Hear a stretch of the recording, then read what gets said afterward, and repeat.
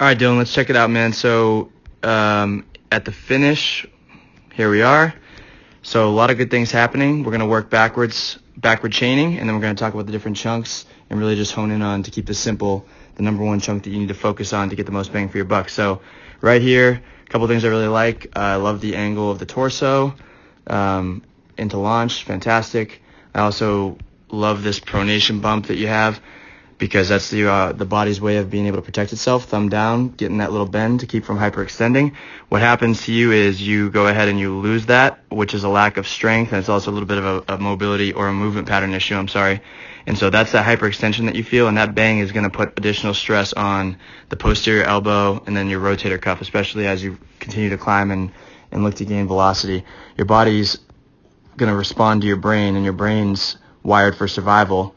This is a primal thing, and so your brain's always asking itself, hey, am I safe? And if the answer is no, and this is not safe for you to continue to move faster, it's going to naturally slow you down. So you might be producing, let's say, just 72 miles an hour of velocity, but if your brain knows that the brakes aren't good enough to be able to slow that arm down safely, it's only going to give you what you can slow down. So we work wrist weights for backside shoulder strengthening, Jaeger bands, shoulder tube. It's something that's going to take a good amount of time to repattern, remap, and then obviously add that strength, but it's something that will definitely help you out. You can see also that you come into supination of the hand right here, and that hyperextension is still there. So that's the biggest area for risk from an injury standpoint. And then from a mechanical standpoint, you do a lot of things really well, man, to be honest with you. I think that this early rotation is the thing that's going to kill your velocity. You can see the arms already laying back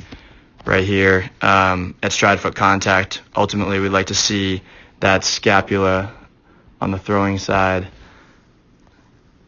still locked and loaded instead of this early rotation moment. So you're just not giving your hips and shoulders that have separated the opportunity to really fully let it fly. And so again, that could be your body's way of slowing you down so that you don't end up banging out, doing damage to the rotator cuff and the posterior elbow.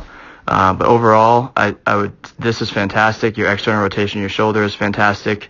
Your lead leg blocking is really good, meaning like it's solid. You're not mushy in your front leg, and your glove side is solid all the way through launch. So a lot of good things, and then just overall, man, you just got to stop thinking. You just got to give yourself a simple cue of, hey, look at the target, let it fly, and let your natural athleticism work. Don't let your brain get in the way, because you can be great.